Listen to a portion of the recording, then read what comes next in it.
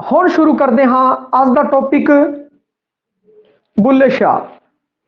बुल्ले शाह का जोड़ा जन्म है वो प्रोफैसर गुरदेव सिंह है। वो दसदा है कि 1680 तो लैके 1746 जोड़ा उनका समा है गुरदेव सिंह ने दसिया। और करपाल सिंह कसेल है जो उनका समा दसदा है 1680 तो लैके 1758।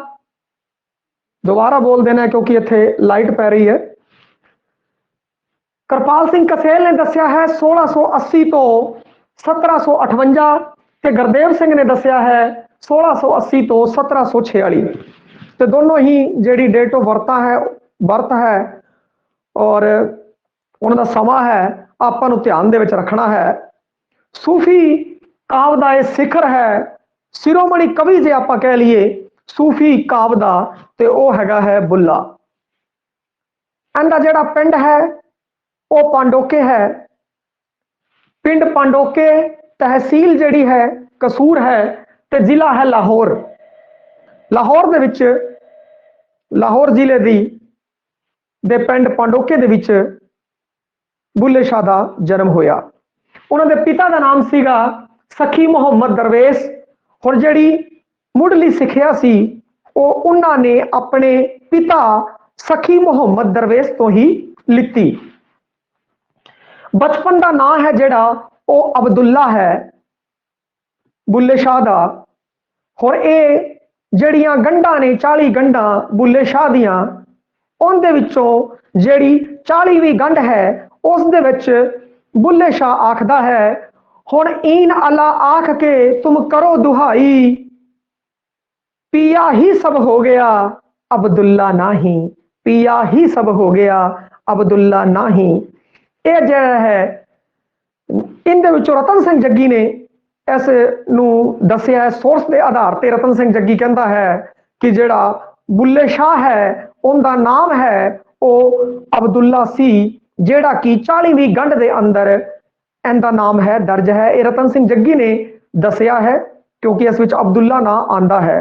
तो रतन सिंह जग्गी ने कहा यह जिहड़ा अब्दुल्ला नाम है 40वीं गंढ के अंदर अखीर दे विच ते 40 गंढा है और 40वीं गंढी विच नाम आया है। ते अखीरली गंढ के अंदर जिहड़ा ये नाम आया है लखारी का नाम है, क्योंकि लखारी अखीर दे विच जिहड़े अखीरले बंद हुंदे ने उनदे विच अपना नाम लिखदा है। इस आधार पर रतन सिंह जग्गी कहता है कि बुल्ले शाह का नाम है वो अब्दुल्ला होना चाहिए है। होर जिहड़े होर विद्वान ने वो ये गल कहंदे ने उनके जन्म बारे, उनकी जन्म थां जम्मण भों बारे गल करते हुए होर विद्वानां दा मत है कि बहावलपुर जिले विच उच्च शरीफ गिलानिया च पैदा होया बुल्ले शाह। उत्थों फिर उनके जिहड़े मां प्यो सी वो मलकवान चले गए बई, मलकवान। और मलकवान तो फिर वो पांडोके चले गए, जिथे कि ज्यादा विद्वान सहमत ने कि गुरदेव सिंह ने भी आ लिखा है, आप उसको फॉलो किया है। पिंड पांडोके अपनी जिहड़ी बोर्ड की किताब है उस दे विच भी पिंड पांडोके और उस बारे दसिया गया है। तो आपां पिंड पांडोके तहसील कसूर है जिहड़ा उन्होंने फॉलो किया है। होर विद्वानां दी राय भी है वो भी तुहानूं दस दिते है। उस तो बाद जे गल करिए तो डॉक्टर लाजवंती रामाकृष्णन है, वो कहता है कि पंजाब का नहीं, कल्ले पंजाब का ही नहीं, आ पूरे विश्व पद्धर का सूफी कवि सीगा। विश्व के महान सूफिया चंदी गिनती की है लाजवंती रामाकृष्णन ने। और उन्हें आ कहा है कि इनकी तुलना है जिहड़ी जमालुद्दीन रूमी, नाम सुनिया होगा, बड़े ही फेमस नाम ने। उनने लाजवंती रामाकृष्णन ने तुलना की है जमालुद्दीन रूमी ते समस तबरेज दे नाल। बई इनकी तुलना की है बई इस कैडर का है जिहड़ा आ सूफी है जब बुल्ले शाह इस कैडर का सूफी है बई। ते पंजाबी सूफी काव का इनू सिखर मन्निया जाता है और विश्व के महान सूफियां दे विच इनकी गिनती होंदी है बुल्ले शाह की।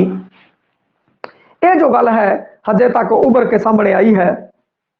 और उस तो बाद अगर गल करिए ये जात का सैयद सीगा। सैयद है जिहड़ी उच्च जाति दे विच गिनती हुंदी है उनकी जात का सैयद सी। सिलसिला इनका सीगा कादरी, कादरी सिलसिले तो बुल्ले शाह संबंधित सीगा।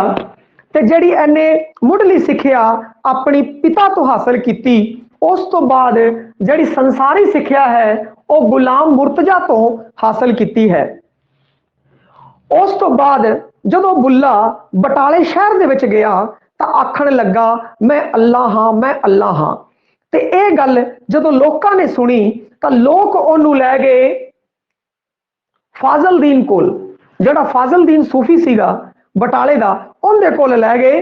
ਤਾਂ ਅੱਗੋਂ ਫਾਜ਼ਲਦੀਨ ਕਹਿੰਦਾ ਆ ਸਹੀ ਕਹਿ ਰਿਹਾ, ਮੈਂ ਅੱਲਾ ਹਾਂ, ਯਾਨੀ ਕਿ ਮੈਂ ਕੱਚਾ ਹਾਂ ਹਜੇ। ਤੇ ਉਹਨੇ ਕਿਹਾ ਹੁਣ ਇਹਨੂੰ ਲੋੜ ਹੈਗੀ ਹੈ। ਫਿਰ ਉਸਨੇ ਇਨਾਇਤ ਸ਼ਾਹ ਕਾਦਰੀ ਕੋਲ ਦਿੱਲੀ ਭੇਜਤਾ। ਫਾਜ਼ਲਦੀਨ ਨੇ ਬਈ ਇਨਾਇਤ ਸ਼ਾਹ ਕਾਦਰੀ ਕੋਲ ਦਿੱਲੀ ਭੇਜਤਾ। और उस टाइम इनायत शाह है जिहड़ा वो प्याजा की पनीरी ला रहा सीगा। तो बुल्ले शाह जो उनके कोल पहुंच गया तो उनके मन च जिहड़े ख्याल सीगे, जिहड़े लिखते ने कवि, उनके मन च ख्याल सी कि रब नूं किद्दां पाया जावे। तो शाह इनायत कादरी उस टाइम प्याजा की पनीरी ला रहे सी। तो उन्हें कहा बुलिया रब दा की पाउणा, इधरों पुटना इधरों लाउणा। बई रब दा की पाउणा, इधरों पुटना इधर लाउणा। बई रब दा की पाना है, आपां अपने मन नूं संसारकता तो तोड़ के रब दे वल जोड़ना है। बुल्ला ये समझ गया और पैरी पै गया शाह इनायत कादरी दे, और अपना गुरु है जिहड़ा उहनूं तार लिया शाह इनायत कादरी नूं। ते उस तो बाद एक जिहड़ी पंक्ति है बुल्ले शाह दी बड़ी ही मशहूर कि जेड़ा सानू सैयद आखे दोजक मिलन सजाइयां, जेड़ा सानू राई आखे बहसती पिंगा पाइयां।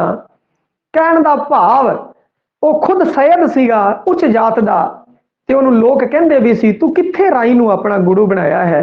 वो जिहड़ी जात सी वो थोड़ी नीवी जाति दा गुरु सी, परंतु उनकी गुरु के प्रति अपार शरधा अपार प्रेम सीगा। इस कारण बुल्ले शाह कहंदा सी कि जेड़ा सानू सैयद आखे, जेड़ा सानू सैयद आखदा है ओनू दोजख मिलन सजाइयां, ओनू नरकां दी सजा मिले।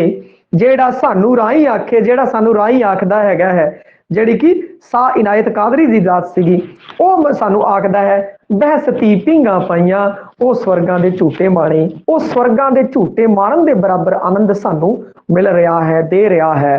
इस तरीके का जिहड़ा भेद भाव है, जिहड़ी जात पात है, उस तो वो उच्चा उठिया। और इत्थे आपां नूं एक गल आ भी पता लगदी है कि समकाली यथार्थ, समकाली जिहड़ी व्यवस्था सीगी उस समय भी जात पात सीगा, मौजूद सी, अज भी हैगा है। ते जदों भी आपां किसी कवि की सतरा पढ़ते हाँ तो उनके विचारों के बारे, उस समय की व्यवस्था के बारे पता लगता है। और ये 18वीं सदी का शिरोमणि कवि है भाई।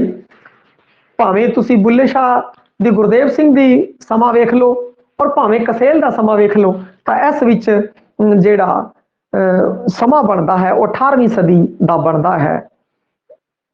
18वीं सदी का भावें 17वीं सदी च पैदा होया, परंतु देखा जाए तो 15-20 सालों तो बाद ही जिहड़ा लिखारी है या कोई बंदा है वो अपने पूरी तरह रोह दे विच आंदा है। उस तो बाद अगर उनका वड्डियां लिखतां दी रचनावां की गल की जाए तो 18वीं सदी दे विच है।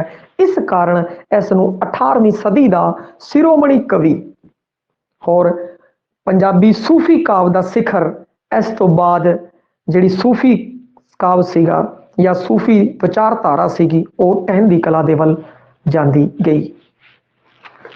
तीसरे पड़ाव का कवि है भाई, तीसरे पड़ाव पे आया है और उस तो बाद निगरता की तरफ है जो सूफी काव्य है चला गया। सूफी काव्य का सिखर ते अद्वैतवादी, देखो शाह हुसैन सी वो भी अद्वैतवादी सीगा ते बुल्ला भी की है अद्वैतवादी है।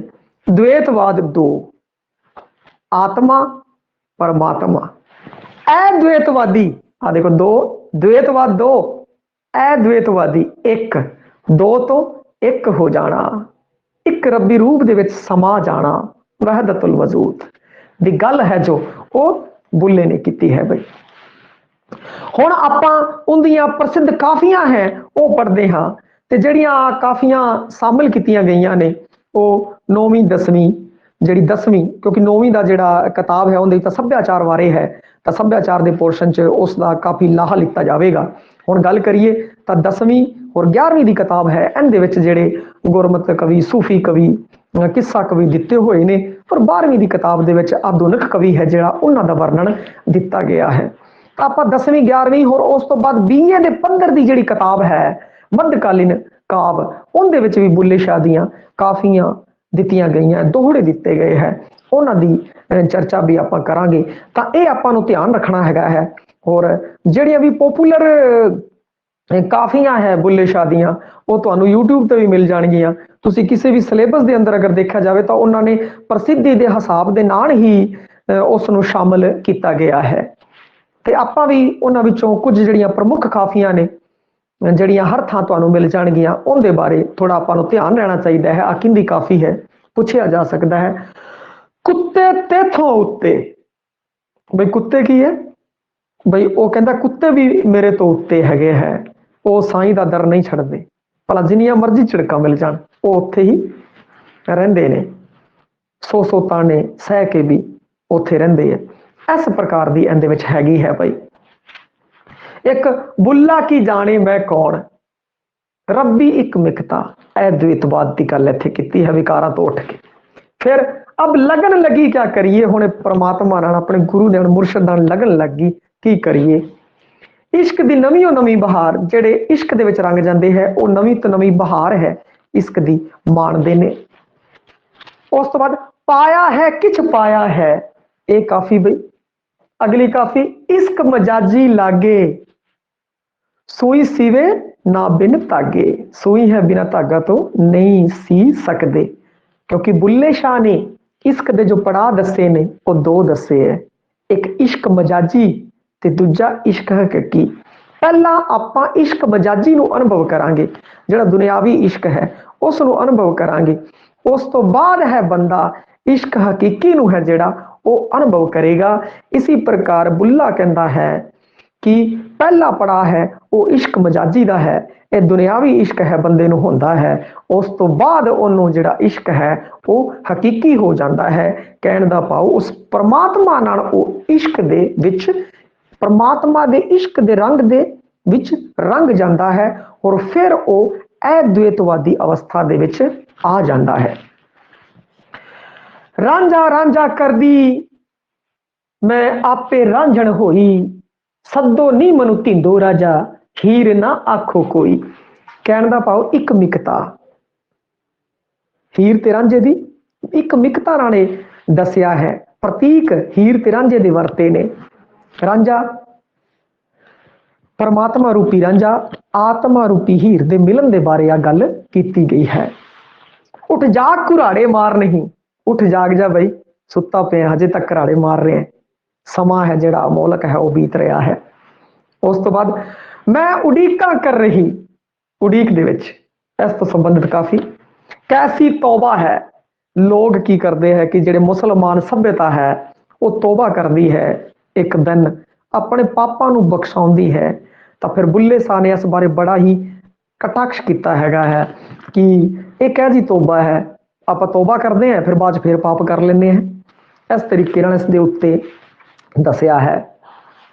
ਆਪੇ ਰੂਪ ਵਟਾਈਂਦਾ, ਆਪੀ ਆਪ ਹੀ ਰੂਪ ਹੈ ਜੋ ਵਟਾ ਲੈਂਦਾ ਹੈ, ਸਭ ਵਿੱਚ ਪਰਮਾਤਮਾ ਦਿਸਣਾ। ਕੀ ਜਾਣਾ ਮੈਂ ਕੋਈ, ਉਸ ਤੋਂ ਅਗਲੀ ਦੇਖੋ ਨੀ ਕੀ ਕਰ ਗਿਆ ਮਾਹੀ, ਦੇਖੋ ਮਾਹੀ ਕੀ ਕਰ ਗਿਆ, ਕਿਵੇਂ ਪਿਆਰ ਦੇ ਰੰਗ ਵਿੱਚ ਰੰਗ ਗਿਆ। ਅੱਗੇ ਬੁੱਲਾ ਸਾਈਂ ਘਟ ਘਟ ਰਵਿਆ, ਬੁੱਲਾ ਸਾਈਂ ਘਟ ਘਟ ਰਵਿਆ, ਉਹ ਜਿਹੜਾ ਪਰਮਾਤਮਾ ਹੈ ਘਟ ਘਟ ਦੇ ਵਿੱਚ ਵਸਿਆ ਹੋਇਆ ਹੈ। ਹੱਥੀ ਡਿਲਕ ਪਈ ਮੇਰੇ ਚਰਖੇ ਦੀ, ਹੱਥੀ ਡਿਲਕ ਪਈ ਮੇਰੇ ਚਰਖੇ ਦੀ, ਚਰਖਾ ਹੈ ਜਿਹੜਾ ਇੱਥੇ ਪ੍ਰਤੀਕ ਹੈ ਉਹ ਵਰਤਿਆ ਹੈ। ਵਤ ਨਾ ਕਰਸਾਂ ਮਾਣ ਰੰਝੇਟਾਂ, ਇਹ ਕਰਸਾਂ ਆਸਾਂ ਜਾਸਾਂ ਲਹਿੰਦੀ ਦਾ ਪ੍ਰਭਾਵ। ਵਤ ਨਾ ਕਰਸਾਂ ਮਾਣ ਰੰਝੇਟੇ ਦਾਵੇ ਅੜਿਆ। ਅੱਗੇ ਅਗਲੀ ਕਾਫੀ, ਭੈਣਾ ਮੈਂ ਕਤਦੀ ਕਤਦੀ ਹੁੱਟੀ, ਮੈਂ ਕਤਦੀ ਕਤਦੀ ਹੁੱਟੀ। ਉਸ ਤੋਂ ਬਾਅਦ ਆਪਾਂ ਗੱਲ ਕਰੀਏ ਉਹਨਾਂ ਕਾਫੀਆਂ ਦੀ ਜਿਹੜੀਆਂ ਕਾਫੀਆਂ ਆਪਣੇ ਸਿਲੇਬਸ ਦੇ ਵਿੱਚ ਸ਼ਾਮਲ ਹੈ ਬੋਰਡ ਦੇ ਅੰਦਰ, ਉਹਨਾਂ ਵਿੱਚੋਂ ਕੁਝ ਕਾਫੀਆਂ ਲਿੱਤੀਆਂ ਨੇ। ਨਾ ਮੈਂ ਮੋਮਨ ਵਿੱਚ ਮਸੀਤਾਂ ना मैं विच कुफर दियां रीतां, ना मैं पाक विच मलीतां, ना मैं मूसा ना फरयौन, बुल्ला की जाना मैं कौन। आ तुसी सुन लिया होवेगा, ਤੁਹਾਨੂੰ ਲਿੰਕ ਭੇਜਿਆ ਸੀਗਾ। ਕਹਿਣ ਦਾ ਭਾਵ ਜਿਹੜਾ ਇਹਦੇ ਵਿੱਚ ਹੈ ਕਿ ਨਾ ਮੈਂ ਮੋਮਨ ਵਿੱਚ ਮਸੀਤਾਂ, ਨਾ ਮੈਂ ਉਹ ਮੁਸਲਮਾਨ ਹਾਂ ਜੋ ਮਸੀਤਾਂ ਦੇ ਵਿੱਚ ਬਹਿ ਕੇ ਨਿਤਨੇਮ ਕਰਦਾ ਹੈ, ਸ਼ਰੀਅਤ ਦਾ ਪਾਲਨ ਕਰਦਾ ਹੈ। ਨਿਤਨੇਮ ਹੈ ਉਹ ਪੰਜਾਬੀ ਸ਼ਬਦ ਹੈ, ਤੇ ਜੇ ਉਸ ਦੇ ਬਰਾਬਰ ਦਾ ਅਗਰ ਆਪਾਂ ਟੱਕਰ ਦਾ ਸ਼ਬਦ ਲਈਏ ਤਾਂ ਸ਼ਰੀਅਤ ਦਾ ਪਾਲਨ ਹੈ, 5 ਟਾਈਮ ਨਮਾਜ਼ ਪੜ੍ਹਨਾ। ਇਹ ਮੈਂ ਤੁਹਾਨੂੰ ਕਾਫੀ ਕੁਛ ਉਹਦੇ ਬਾਰੇ ਦੱਸਿਆ ਹੋਇਆ ਹੈ ਪਹਿਲੇ ਵਾਲੀ ਵੀਡੀਓ ਦੇ ਵਿੱਚ ਵੀ। ਕਹਿੰਦਾ ਨਾ ਮੈਂ ਉਹ ਮੁਸਲਮਾਨ ਹਾਂ ਜਿਹੜਾ ਮਸੀਤਾਂ ਦੇ ਵਿੱਚ ਬਹਿ ਕੇ ਉਹ ਸੱਚੇ ਮੁਸਲਮਾਨ ਦੀ ਗੱਲ ਕਰਦਾ ਹੈ, ਕਿ ਨਾ ਮੈਂ ਉਹ ਮੁਸਲਮਾਨ ਹੈ ਜੋ ਮਸੀਤਾਂ 'ਚ ਬਹਿ ਕੇ ਰੱਬ ਦੀ ਬੰਦਗੀ ਕਰਦਾ ਹੈ, ਨਾ ਮੈਂ ਵਿੱਚ ਕੁਫਰ ਦੀਆਂ ਰੀਤਾਂ, ਹੋਰ ਨਾ ਮੈਂ ਇਹ ਝੂਠੀਆਂ ਰੀਤਾਂ ਦੇ ਜਿਹੜੀਆਂ ਸ਼ਰੀਅਤ ਦੇ ਅੰਦਰ ਪਾਲਨ ਕਰਦੀ ਹੈ, ਦੁਨਿਆਵੀ ਰੀਤਾਂ ਹੈ, ਜਿਵੇਂ ਆਪਾਂ ਨਿਤਨੇਮ ਦਾ ਪਾਲਨ ਕਰਦੇ ਹਾਂ, ਸਵੇਰੇ ਸ਼ਾਮ ਨਿਤਨੇਮ ਪੜ੍ਹਦੇ ਹਾਂ। ਕਹਿੰਦਾ ਮੈਂ ਇਹਨਾਂ ਰੀਤਾਂ ਦੇ ਵਿੱਚ ਨਹੀਂ ਹਾਂ। ਦੇਖੋ ਇੱਥੇ ਕੀ ਕੀਤਾ ਕਿ ਬੁੱਲੇ ਸ਼ਾਹ ਨੇ ਖਾਰਜ ਕਰਤਾ ਹੈ, ਪਰੰਤੂ ਸ਼ਾਹ ਹੁਸੈਨ ਨੇ ਜਿਹੜੇ ਸ਼ਰੀਅਤ ਨੂੰ ਖਾਰਜ ਨਹੀਂ ਕੀਤਾ ਸੀਗਾ, ਬੁੱਲੇ ਸ਼ਾਹ ਨੇ ਕੀ ਕੀਤਾ ਇੱਥੇ ਖਾਰਜ ਕਰਦਾ। ਕਹਿੰਦਾ ਨਾ ਮੈਂ ਉਹ ਜੀਆਂ ਝੂਠੀਆਂ ਰੀਤਾਂ ਦੇ ਵਿੱਚ ਹੈਗਾ, ਔਰ ਅੱਗੇ ਨਾ ਮੈਂ ਪਾਕ, ਕਹਿੰਦਾ ਨਾ ਮੈਂ ਪਾਕ ਹੈ ਪਵਿੱਤਰ ਹੈ ਵਿੱਚ ਪਲੀਤਾ, और ना ही मैं अपवित्र है, ना मैं मूसा ना फरयौन। फरयौन सी मिस्र ਦਾ ਹੰਕਾਰੀ ਰਾਜਾ ਜਿਸ ਨੂੰ ਮਾਰਿਆ ਸੀਗਾ मूसा ने, ਕਹਿੰਦਾ ਨਾ ਮੈਂ ਉਹ ਫਰयौन ਹੈਗਾ, ਨਾ ਹੀ ਮੈਂ मूसा ਹੈ, बुल्ला की जाना मैं कौन। बुल्ले शाह ਕਹਿੰਦਾ ਮੈਂ ਕੀ ਜਾਣਦਾ ਮੈਂ ਕੌਣ ਹਾਂ। ਕਹਿਣ ਦਾ ਭਾਵ ਕਿ ਉਹਦੇ ਅੰਦਰ ਜਿਹੜਾ ਹੰਕਾਰ ਹੈ, ਉਹ ਵਿਕਾਰ ਹੈ, ਉਹ ਸਭ ਕੀ ਹੈ ਕਿ ਮਿਟ ਗਿਆ ਹੈ। ਉਹਦੇ ਨਾਂ ਦੇ ਉੱਤੇ ਜਿਹੜੇ ਵੱਡੇ ਵੱਡੇ ਬੈਜ ਲੱਗੇ ਹੋਏ ਆ, ਬੁੱਲਾ ਬਹੁਤ ਵੱਡਾ ਕਵੀ, ਕਹਿੰਦਾ ਨਹੀਂ ਮੈਨੂੰ ਨਹੀਂ ਪਤਾ ਮੈਂ ਕੀ ਹੈ। ਇਹਨਾਂ ਚੀਜ਼ਾਂ ਤੋਂ ਆਪਣੀ ਹੋਂਦ ਤੋਂ ਵੀ ਉੱਤੇ ਉੱਠ ਗਿਆ, ਆਪਣੀ ਹੋਂਦ ਤੋਂ ਵੀ ਉੱਤੇ ਉੱਠ ਗਿਆ, ਔਰ ਉਹ ਚਲਾ ਗਿਆ ਅਦਵੈਤਵਾਦ ਦੀ ਅਵਸਥਾ ਦੇ ਵਿੱਚ। ਤਾਂ ਉਹ ਇਹ ਗੱਲ ਕਹਿੰਦਾ ਹੈ ਕਿ ਮੈਨੂੰ ਹੁਣ ਪਤਾ ਨਹੀਂ, ਮੇਰਾ ਤਾਂ ਅਸਤਿਤਵ ਹੀ ਖਤਮ ਹੋ ਗਿਆ, ਮੈਂ ਤਾਂ ਉਸ ਪਰਮਾਤਮਾ ਦੇ ਅਸਤਿਤਵ ਦੇ ਵਿੱਚ ਸਮਾ ਚੁੱਕਿਆ ਹਾਂ। ਇਹ ਗੱਲ ਕਹੀ ਹੈ ਬਈ, ਵਿਕਾਰਾਂ ਤੋਂ ਉੱਠ ਕੇ ਰੱਬੀ ਇੱਕ ਮਿਕਤਾ ਨੂੰ ਪਛਾਣਾ ਉਹਨੇ।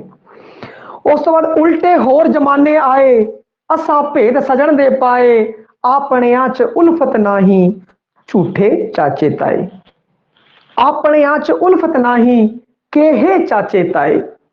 ਇੱਥੇ ਉਸ ਸਮੇਂ ਦੀ ਅੱਜ ਵੀ ਆ ਜਿਹੜੀ ਕਾਫੀ ਹੈ, ਅੱਜ ਦੇ ਸਮੇਂ ਦਾ ਵੀ ਹੰਕਾਰਾ ਭਰਦੀ ਹੈ, ਔਰ ਉਸ ਸਮੇਂ ਦੇ ਸਮਕਾਲੀ ਯਥਾਰਥ ਨੂੰ ਵੀ ਇਹ ਪੇਸ਼ ਕਰਦੀ ਹੈ ਕਿ ਉਹ ਹੁਣ ਬੁੱਲੇ ਨੇ ਉਸ ਟਾਈਮ ਦੀ ਲਿਖਤ ਹੈ ਤਾਂ ਉਸ ਸਮੇਂ ਦੀ ਗੱਲ ਕਰਦਾ ਹੈ ਕਿ ਉਲਟੇ ਹੋਰ ਜ਼ਮਾਨੇ ਆਏ, ਅਸਾਂ ਹੁਣ ਭੇਦ ਸਜਣ ਦੇ ਪਾਏ। ਕਹਿੰਦਾ ਇਹ ਕਹਿ ਜੇ ਉਲਟੇ ਜ਼ਮਾਨੇ ਆ ਗਏ, ਕਿਸ ਤਰੀਕੇ ਦੀ ਇਹ ਵਿਵਸਥਾ ਆ ਗਈ ਹੈ, ਸਮਾਜਿਕ ਵਿਵਹਾਰ ਆ ਗਿਆ ਹੈ, ਸੱਭਿਆਚਾਰ ਆ ਗਿਆ ਹੈ ਕਿ ਜਿਸ ਵਿੱਚ ਆਪਾਂ ਸੱਜਣ ਦੇ ਭੇਦ ਪਾ ਗਏ ਹਾਂ।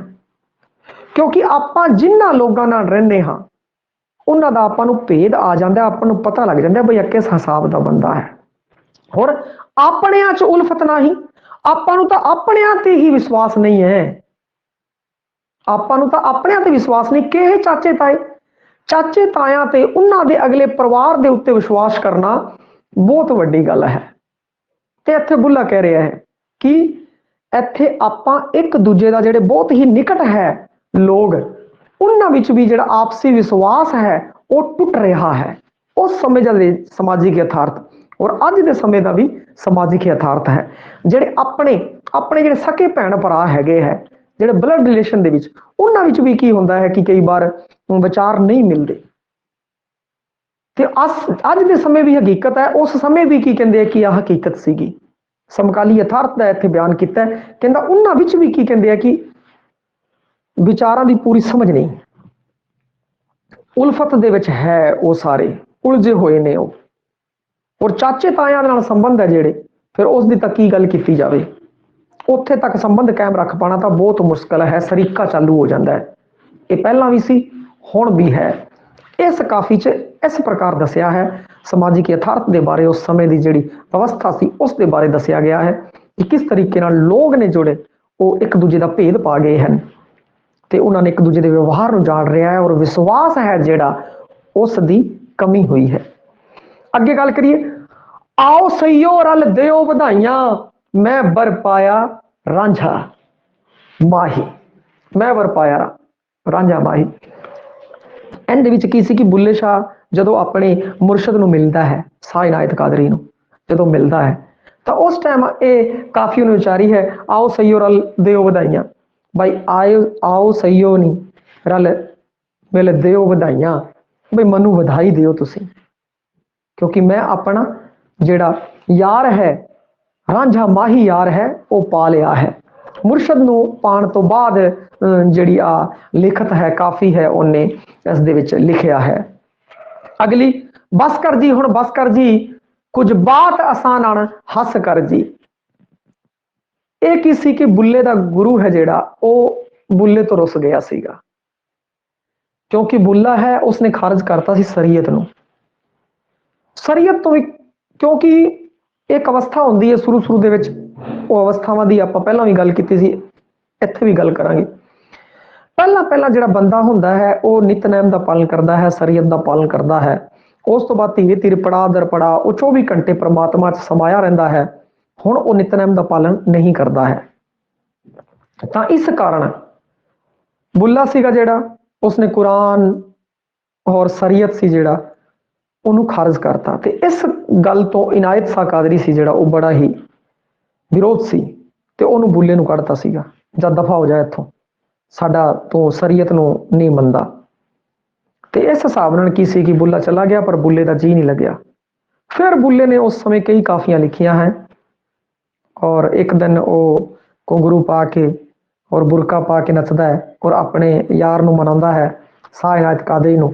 ਤਾਂ ਇਹ ਜੀ ਹੂਕ ਜਿਹੜੀ ਸੁਣਦਾ ਹੈ ਸ਼ਾਹ ਇਨਾਇਤ ਕਾਦਰੀ, ਤਾਂ ਆ ਕੇ ਜਦੋਂ ਰੋਜ਼ ਇਹਦਾ ਕੰਮ ਕਰਦਾ ਹੈ ਤਾਂ ਇੱਕ ਦਿਨ ਜਦੋਂ ਉਹ ਸੁਣਦਾ ਹੈ ਜੀ ਹੂਕ ਤੇ ਉਹ ਪਛਾਣ ਜਾਂਦਾ ਕਿ ਆ ਤਾਂ ਬੁੱਲਾ ਹੀ ਹੈਗਾ ਔਰ ਆ ਕੇ ਆਪਣੇ ਨੂੰ ਗਲੇ ਲਗਾ ਲੈਂਦਾ ਹੈਗਾ। ਤੇ ਉਸ ਤੋਂ ਬਾਅਦ ਵਾਲੀਆਂ ਕਾਫੀਆਂ ਮਿਲਣ ਦੀਆਂ ਕਾਫੀਆਂ ਨੇ ਔਰ ਬਾਕੀ ਜਿਹੜੀਆਂ ਰਚਨਾਵਾਂ ਨੇ ਉਸ ਵਿੱਚ ਬਿਰਹਾ ਦੀ ਗੱਲ ਕੀਤੀ ਗਈ ਹੈ ਔਰ ਕਾਫੀਆਂ ਦਾ ਜਿਹੜਾ ਹੈ ਉਸ ਵਿੱਚ ਪਰਮਾਤਮਾ ਦੀ, ਇਸ ਬਾਰੇ ਮੁਰਸ਼ਦ ਦੀ, ਪਰਮਾਤਮਾ ਦੀ, ਇਸ਼ਕ ਦੀ, ਅੱਲਾ ਦੀ, ਰਸੂਲ ਦੀ ਗੱਲ ਕੀਤੀ ਗਈ ਹੈ। ਹੁਣ ਕਾਫੀਆਂ ਦੇ ਵਿਸ਼ਾ ਆਪਾਂ ਪੜ੍ਹੇ ਤਾਂ ਅਸੀਂ ਦੇਖਿਆ ਤਾਂ ਇਸ਼ਕ ਦੀ ਗੱਲ ਕੀਤੀ ਹੈ, ਇਸ਼ਕ ਦੀ ਬਾਤ ਕੀਤੀ ਹੈ, ਇਸ਼ਕ ਦੀ ਰਮਜ਼ ਦੀ ਗੱਲ ਕੀਤੀ ਹੈਗੀ ਹੈ, ਅੱਲਾ ਦੀ ਗੱਲ ਕੀਤੀ ਹੈ, ਪਰਮਾਤਮਾ ਦੀ ਗੱਲ ਕੀਤੀ ਹੈ, ਰਸੂਲ ਦੀ ਗੱਲ ਕੀਤੀ ਹੈ, ਪੈਗੰਬਰ ਦੀ ਗੱਲ ਕੀਤੀ ਹੈ।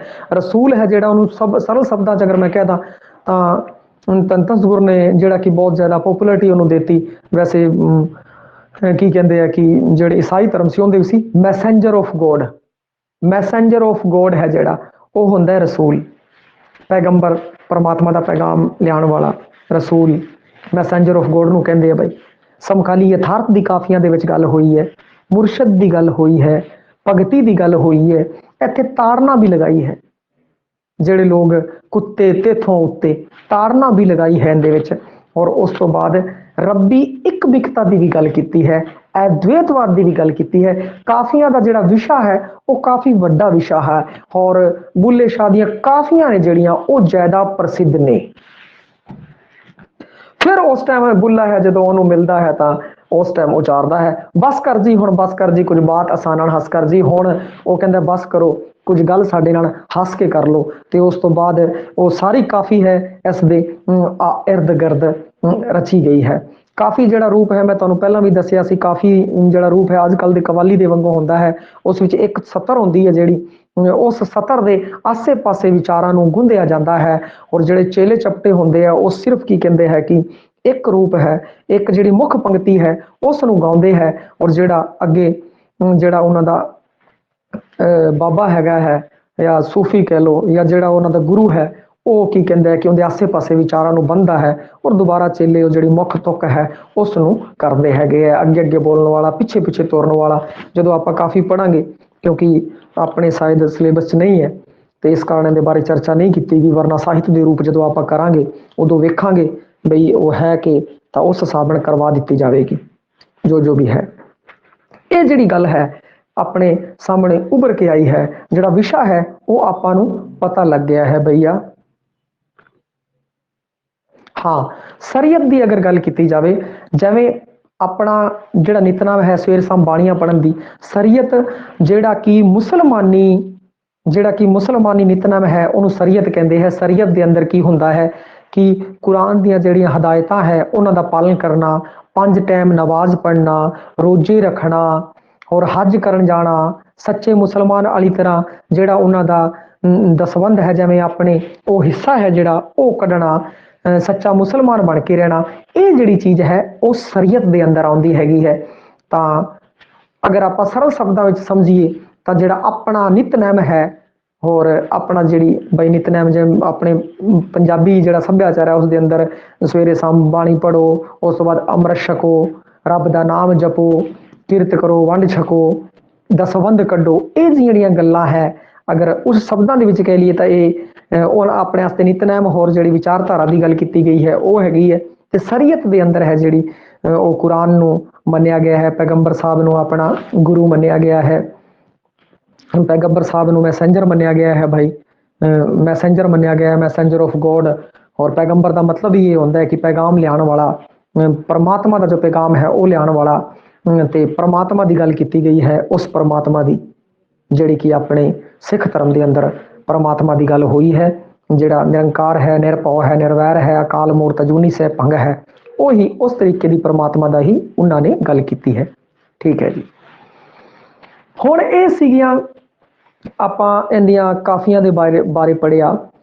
ਹੁਣ ਆਪਾਂ ਗੱਲ ਕਰਾਂਗੇ ਬੁੱਲੇ ਦੀ। ਉਸ ਤੋਂ ਅੱਗੇ ਅਗਰ ਆਪਾਂ ਗੱਲ ਕਰੀਏ ਬੁੱਲੇ ਦੇ ਇਸ਼ਕ ਦੇ ਪੜਾਅ ਮੈਂ ਤੁਹਾਨੂੰ ਦੱਸਦੇ ਹੈ, ਇਸ਼ਕ ਮਜਾਜੀ ਤੇ ਇਸ਼ਕ ਹਕੀਕੀ। ਉਸ ਤੋਂ ਬਾਅਦ ਜਿਹੜਾ ਲਾਜਵੰਤੀ ਹੈ, ਲਾਜਵੰਤੀ ਰਾਮਾ ਕ੍ਰਿਸ਼ਨਨ ਹੈ, ਉਸ ਨੇ ਬੁੱਲੇ ਦੇ ਰਹੱਸਵਾਦ ਦੀਆਂ 3 ਅਵਸਥਾਵਾਂ ਦਸੀਆਂ ਨੇ। ਜਿਹੜੀ ਪਹਿਲੀ ਅਵਸਥਾ ਹੈ ਉਹ ਹੈ ਸਾਹਾ ਇਨਾਇਤ ਕਾਦਰੀ ਦੀ ਮੁਰੀਦੀ ਦਾ ਦੌਰ ਸੀਗਾ। ਇਹਦੇ ਵਿੱਚ ਕੀ ਹੈ, ਸਰਾਂ ਦੀ ਪਾਬੰਦੀ, ਇਸਲਾਮ ਦੇ ਵਿਚਾਰਾਂ ਦੀ ਪ੍ਰਬਲਤਾ, ਆਵਾਗਮਨ ਦਾ ਹੈ ਜਿਹੜਾ ਉਹ ਵਿਰੋਧ ਕਰਦਾ ਹੈ, ਕਿਉਂਕਿ ਜਿਹੜਾ ਕਾਦਰੀ ਸਿਲਸਿਲਾ ਹੈ ਉਹ ਕਰਮ ਸਿਧਾਂਤ ਤੇ ਆਵਾਗਮਨ ਦਾ ਵਿਰੋਧ ਕਰਦਾ ਹੈ, ਔਰ ਦੋਜਖ ਤੇ ਜੰਨਤ ਦਾ ਜ਼ਿਕਰ ਕਰਦਾ ਹੈ। ਦੂਜੀ ਅਵਸਥਾ 'ਚ ਭਾਰਤੀ ਵੈਸ਼ਨੂ ਤੇ वेदांत मत तो वो प्रभावित होता है। और अखीरली अवस्था है द्वैतवाद की अवस्था, वो हुण सब तो उपर उठ गया है, उन्होंने हर पासे हर बंदे दे अंदर रब विखरिया है। द्वैतवाद की अवस्था, हाल की अवस्था, परमा आनंद की अवस्था, ये अवस्था है। ते गल की है लाजवंती रामा कृष्णन ने 3 अवस्थावां के बारे गल की है। या तीनों अवस्थावां ने जिहड़ियां वो आपां नूं ध्यान होणियां चाहिए बई, ਕਿਹੜੀਆਂ ਨੇ।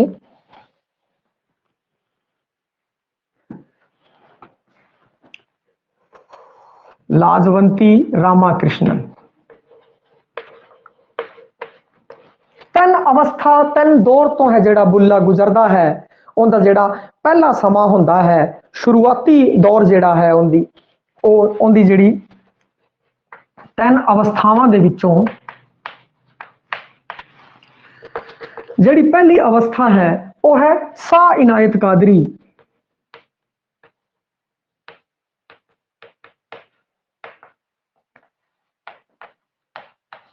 दी मुरीदी का दौर। बई उनका मुरीद बन जाता है।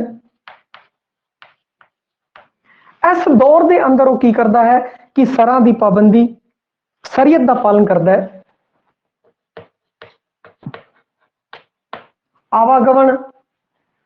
आवागमन का विरोध करता है, ते कर्म सिद्धांत का भी विरोध करता है। भाई कर्म सिद्धांत का विरोध करता है, क्योंकि कादरी सिलसिले के अंदर आवागमन का विरोध है।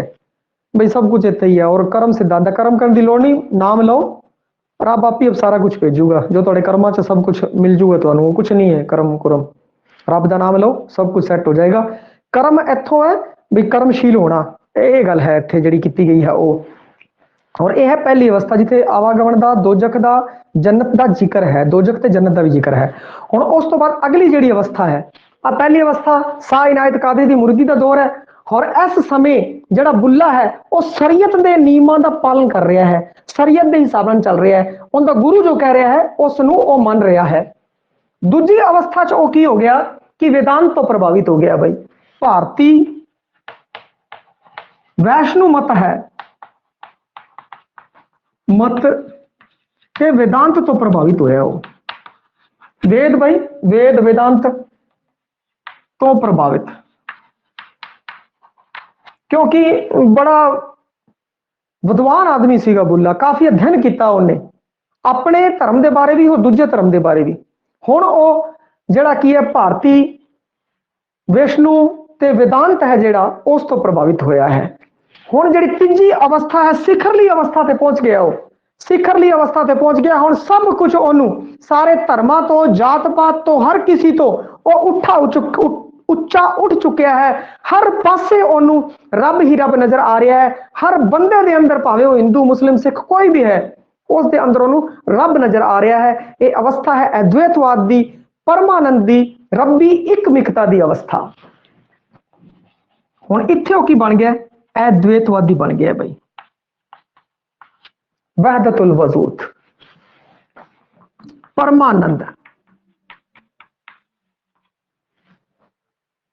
होर शब्द है जिहड़ा वो तुहानूं हाल दी अवस्था रब नाल एकमिकता दी अवस्था वो है ये तीन अवस्था है पड़ा दर पड़ा वो पार करता गया रुठता जाए एवं अपने जीवन च शुरू जिहड़ा बंदा है वो अपने धर्म के प्रति बड़ा कट्टर होंदा है कई तो ताउम्र कट्टर रहिंदे और जात पात तो होर धर्म तो जात पात तो ही उठे नहीं उठ सकते फिर धीरे धीरे वो धर्म तो उत्ते उठता है और फिर उस तो बाद उन्होंने सारे पासे सब बंदियां च रब नजर आने लग जाता है ते पर अपनी इत्थे भी बड़ा ही दुखांत है भारत का बई इन्नी ज्यादा लिटरेसी रेट होंदे होए भी जात पात और धर्म के नां ते लड़ाइयां होंदियां ने वो एक अलग मुद्दा है हुण आपां अगर गल करिए इहदियां रचनावां दे बारे तो इहदे की है 156 काफियां है बई 156 काफियां 48 दोहड़े 40 गंढा 3 सिरफियां एक अठवारा जिवें सतवारा हुंदा ना इन्हें अठवारा लिखिया दिनां दे उत्ते आधारित और एक 12वां हुण एक एक करके आपां इन्हां उत्ते चर्चा करते हाँ काफियां दे उत्ते आपां चर्चा कर लई है जे इहदी रचनावां दी गल कीती जावे बई सब पासे इहदे विच कोई दिक्कत नहीं है हर पासे जो देखी गई है रचनावां जिहड़ियां काफियां है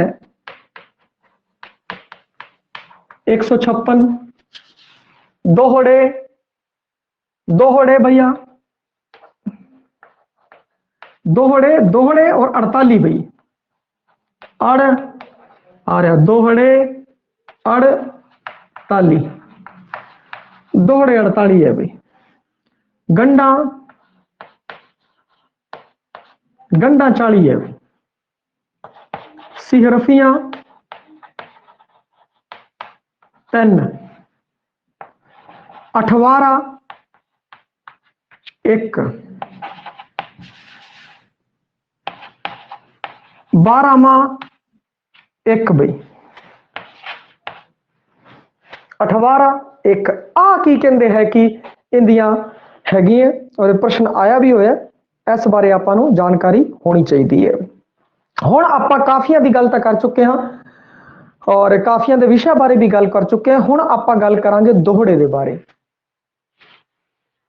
दोहड़े है जिहड़े वो 48 हैगे है कई थां 49 भी दिते हुए है परंतु 48 है वो ज्यादा थां दिते हुए है गुरदेव सिंह भी सहमत है अपनी बोर्ड की किताब है उस दे विच भी 48 ने ते दोहड़े है जिहड़ा दोहरे दा ही जिहड़ा दोहरा है उस दा ही विकृत रूप है गिणती हुई है भाई 13 11 वाली 24 बुल्ले ने की किया है कि दोहड़े च कई दोहड़ियां च 4 तुक्कां वैसे दोहड़े च की होंगे कि 2 ही तुक्कां होंदी हैं परंतु बुल्ले शाह ने की किया कई दोहड़े 4 तुक्कां वाले भी रचे ने वो थोड़े है और इन्हां दा जिहड़ा विषय है वो है आडंबर दा खंडन जिवें देखो एक एग्जाम्पल लईए आपां बुल्ले शाह चल उत्थे चलीए जिथे सारे होवन अन्ने ना कोई साडी जात पछाणे ना कोई सानू मन्ने आ तुसी सुनिया होवेगा बई ये बुल्ले शाह दा दोहड़ा हैगा है अजे बहुत सारे दोहड़े हैं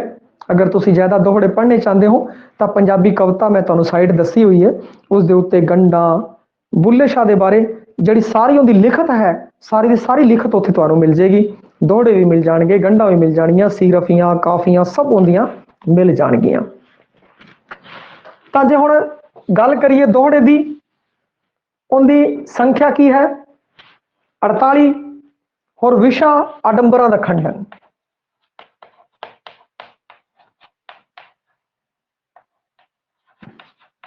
आडंबरा का खंडन किया गया इस विच, किसी प्रकार का कोई भी आडंबन इस विच नहीं है।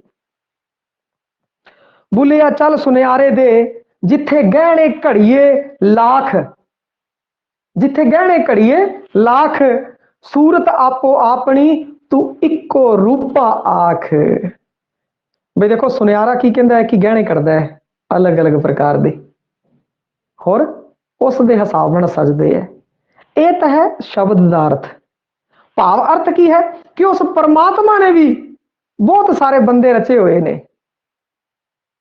बहुत सारे जिवें सुनियार गहने रचदा है उवें उस परमात्मा ने बहुत सारे बंदे रचे हुए ने, परंतु तू उन्हां दी शक्लां भावें अड्ड अड्ड वेख रहा है पर वो है कि इको एक परमात्मा का रूप ने। उस एक परमात्मा का रूप है इस दोहड़े विच आ दसिया गया है भाई। और फिर देखो इत्थे जेड़े उस तो बाद इहदा जिहड़ा मैन विशा रहा है वह आडंबरा का खंडन रहा है। जिवें कि बुल्ले शाह चल उत्थे चलीए जिथे सारे होवन अन्ने, ना कोई साडी जात पछाणे ना कोई सानू मन्ने। भाई किसी प्रकार की कोई जात पात वगैरह कुछ भी नहीं होना चाहिए। किसी प्रकार के आडंबर है जिहड़े उन्हां दे खिलाफ रहा है, इन्हां दा खंडन रहा है, खंडन उन्हें किया है। और एक ही है दोहरा है जिहड़ा दोहरे का विकृत रूप है भाई, दोहरे का विकृत रूप है।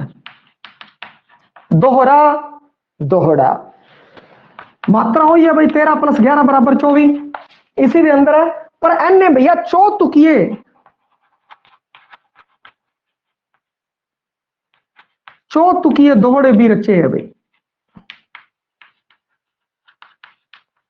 बुल्ले शाह ने रचे है। 4 तुक्का वाले दोहड़े भी रचे है पर अधिकतर दोहड़े इनके 2 तुक्का वाले ने।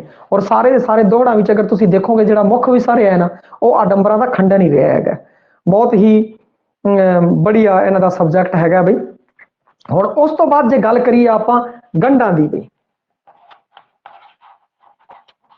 शब्द तो ही आप पछाण सकते हैं गंढा है 40, गंढा 40 है। और आप की है कि शब्द तो ही पता लग गया जी गंढ होंगी है विआह दे विच एक लोक काव्य रूप है, लोक लोक काव्य रूप गंढा। बई इस विच की है विआह के समय अगर शब्दार्थ सब तो पहला समझीए तो इहदा विआह जो हुंदा है, विआह जो धरिया जाता सी पुराने समय के अंदर तो एक जो सद्दा दिता जाता सी किसी को तो वह गंढ ला के और उस हिसाब से दी जाती तरीक वगैरह। अगले गंढ देख लेंदे सी 2 गंढा लाइया 2 तरीक है, 3 गंढा लाइया 3 तरीक है। तो इस तरीके जी की है कि वह प्रचलित शैली सी।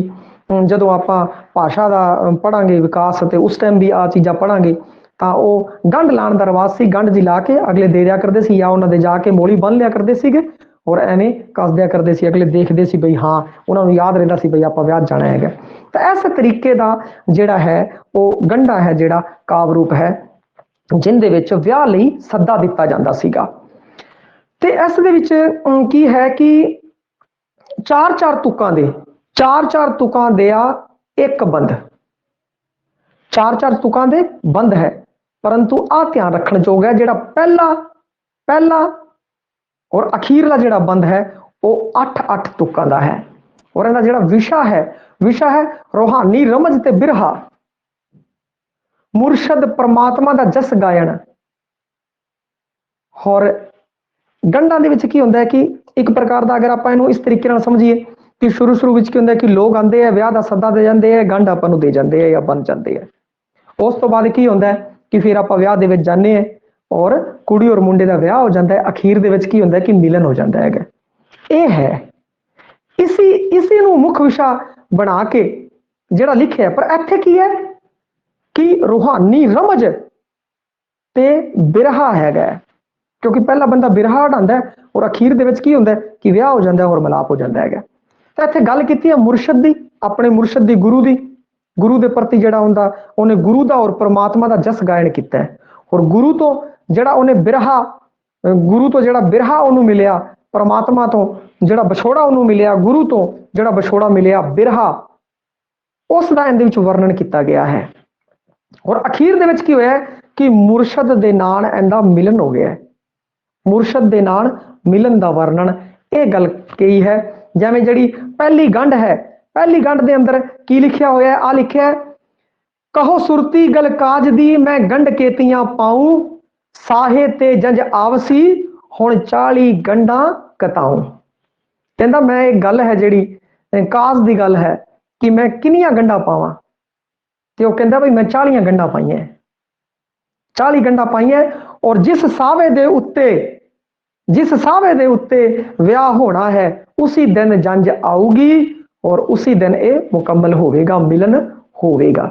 उस तो पहले दी अवस्था दे विच बिरहा और अखीरली जिहड़ी गंढ है उहदे विच उन्हें आखिया है, इस तो पहला भी पढ़ी सी, हुण इन अल्लाह आखे, हुण इन अल्लाह आख के तुम करो दुहाई, पिया ही सब हो गया अब्दुल्ला नाही। हुण पिया की है कि सब कुछ हो गया है, अब्दुल्ला कुछ भी नहीं रहा, अपना अस्तित्व खत्म, उनदे विच अभेद हो गया, मिलन हो गया। ये 40वीं गंढ दे अंदर है।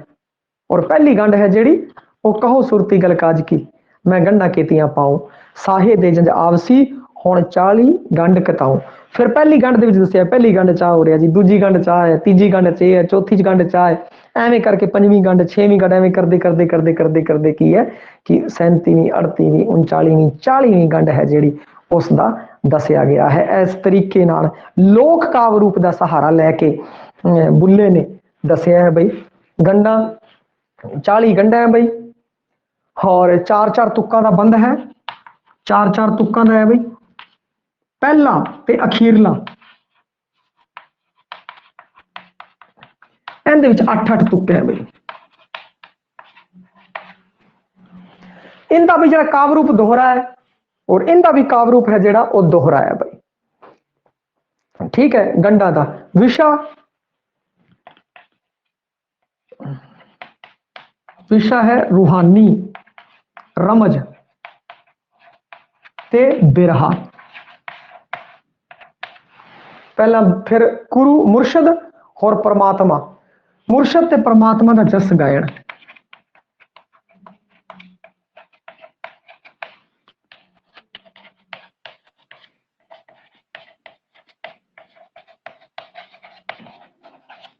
मुर्शद ते परमात्मा का जस गायन दे विच कीता है, और बिरहा और अखीर दे विच मिलन, अखीर दे विच मिलन बई। ये जिहड़ियां है गंढां दे अंदर हैगा है बई विशा। उस तो बाद आपां गल करिए अठवारे की।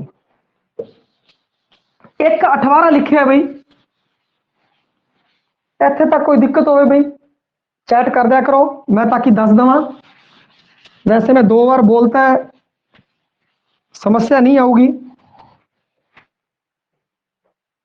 और जो तुसी दोबारा भी देखो तो अगे करके देख सकते हो। हुण अगर आपां गल करिए अठवारे दी, अठवारा जिहड़ा काव्य रूप है उन्हें की है, एक अठवारा लिखे है हफ्ते दे दिनां ते आधारित है बई, सोमवार मंगलवार बुधवार जिवें 7 वार होंदे हैगे, उस तरीके नाल अठवारा लिखिया है। जदों ये अठवारा लिखिया है जिहड़े हफ्ते दे दिनां दे उत्ते आधारित एक काव्य रूप है, और जिहड़ा ये अठवारा लिखिया है उनदे विच हफ्ते च होंदे 7 दिन, एक दिन है जिहड़ा उनदा दोहराव किया गया है, इस कारण बन गया अठवारा बई। अठवारा बन गया। जुम्मा है जिहड़ा जुम्मा उसदा शुक्रवार, जुम्मा है जिहड़ा उसदा दोहराव किया गया है। और सब तो पहला जिहड़ा वार है वह शनिचरवार, शनिचरवार उतावले वैख सजन दी सो, असा मुड़ कर फेर ना आवना, जो होई जो होसी होग सो हो। हुण असीं मुड़ के नहीं आना, जो होएगा वो होएगा शनिचरवार तो। हुण विशा इत्थे की हो गया, वापस देखो बिरहा दा हो गया। जे देखा जाए तो काफिया रूप है जिहड़ा, काफिया है जिहड़ा उस दे विच उन्हें जरूर विषय वरते, और बाकी जिहड़े काव्य रूप है उस दे विच बिरहा है जिहड़ा वो प्रधान रहा हैगा है। ते खत्म होंदा जुम्मे ते, और जिहड़ी अखीरली तुक है जुम्मे वाली दे अंदर उनदे विच की है, जुम्मे दी होर होर बहार, जिवें इश्क दी नवीं नवीं बहार है ना, वो तो काफी है, परंतु अठवारे दे विच उन्हें क्या है, जुम्मे दी होर होर बहार। इस तरीके नाल पीर असानू पीड़ा लाइया, पीर असानू पीड़ा लाइया, मंगल मूल न सुरता आईया, इश्क छनीचर घोल घुमाइया, बुध सुध लैंदा नहीं ओ यार, बुध सुध लैंदा नहीं ओ यार, जुम्मे दी होर होर बहार। जुम्मे दी होर बहार। इस तरीके नाल है जिहड़ी ਉਹ अखीरली ਜਿਹੜਾ जुम्मा है उस तो है। और ਇਹਦੇ ਵਿੱਚ ਕੀ ਹੈ शनिचरवार, फिर ऐतवार, सोमवार, मंगलवार, बुधवार, फिर जुम्मे रात वीरवार ਨੂੰ ਆਖਦੇ ਨੇ इस्लामी सभ्याचार के अंदर, फिर जुम्मा, फिर दोबारा जुम्मा। ये है भैया हफ्ते के दिनों काव रूप है बई, हफ्ते दे दिना ते आधारित लिख देने, हफ्ते के दिना ते आधारित 7 दिन होंगे है, एक है जो रिपीट है बई हो गए 8। शुरू होंगे शनिचरवार तो, शनिचरवार, फिर ऐतवार, फिर सोमवार बई, फिर मंगलवार, फिर बुधवार, फिर जी जुम्मे रात और अखीरला जुम्मा बई, फिर दोबारा जुम्मा। एक दे विच 2 लिखे दे है, फिर जुम्मा हो गए 1 2 3 4 5 6 7 8। इस तरीके नाल बन गया 18। और इनका विषय है जिहड़ा वो है बिरहा। काव रूप है जिहड़ा वो है दोहरा काव रूप बई। काव रूप केड़ा है वो है दोहरा, ये है इसका 18 भैया उसने लिखिया होया है। हुण इस तो अगे जी गल करिए आपां ते हैगा है 12वां। 12वां की है कि खट ऋतु वर्णन दे उत्ते है बई। खट ऋतु वर्णन दे उत्ते जड़ियां ऋतुआं ने वो 6 ऋतुआं है और अगे 12 महीने है उस दे उत्ते आधारित है। और इनका काव रूप है जिहड़ा वो दोहरा है। विषय इनका है बिरहा और अस्सू तो शुरू होके भादो तो खत्म होता है। ये हुण आपां गल करते हैं अगे 12वां काव रूप दी बई। इनका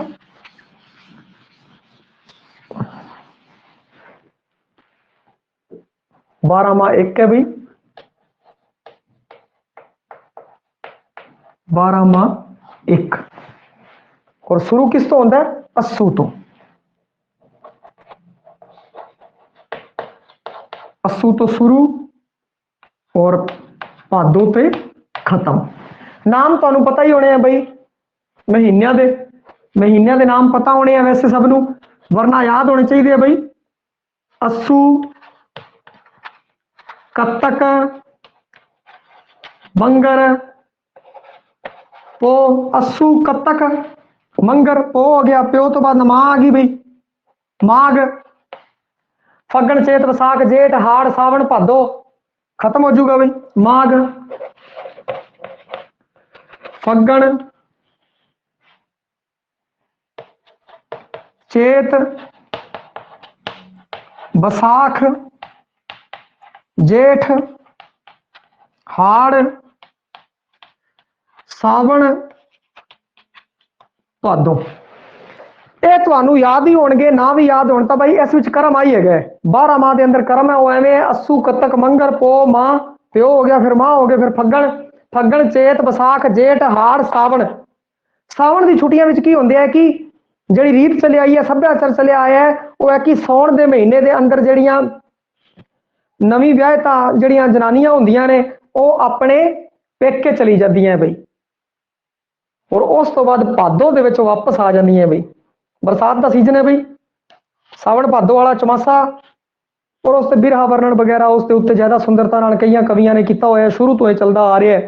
तो बुल्ले शाह ने भी उसनू फॉलो किया। बुल्ले शाह ने की किया कि नवा कुछ भी नहीं किया, पर जो किया है ना उन्हें जो भी किया बस उन्होंने खास बनाता, विलक्षणता।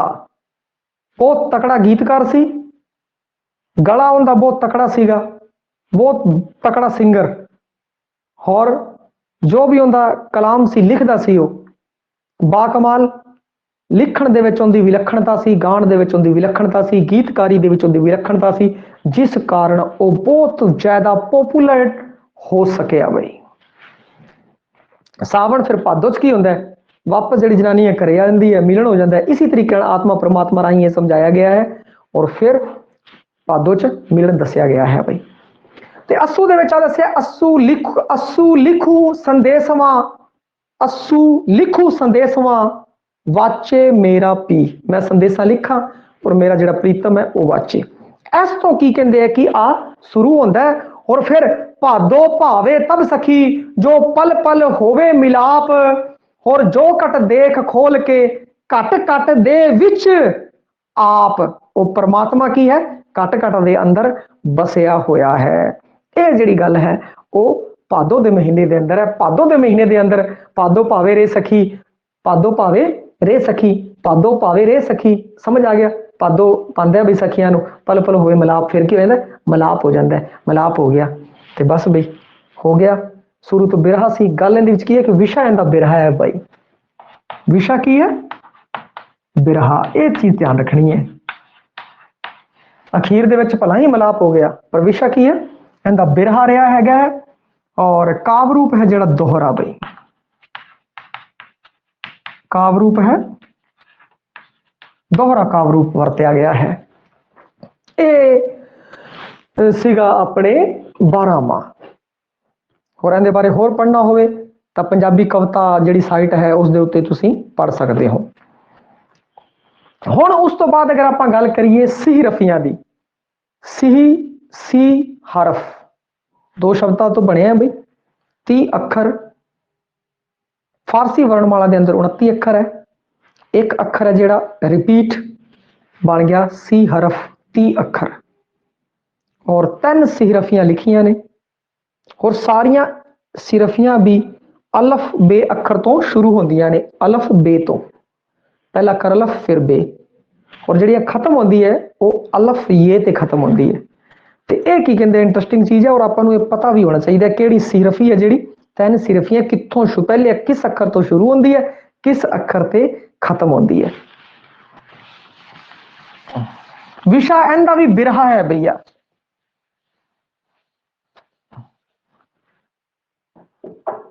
शिहरफी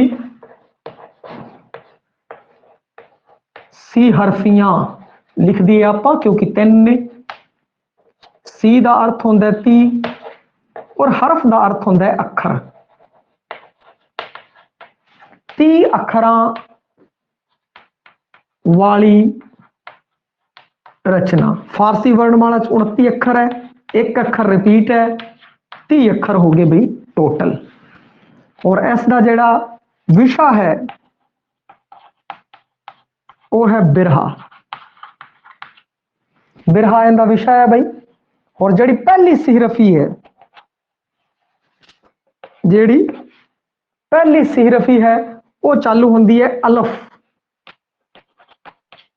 अलफ बे, अलफ बे ते।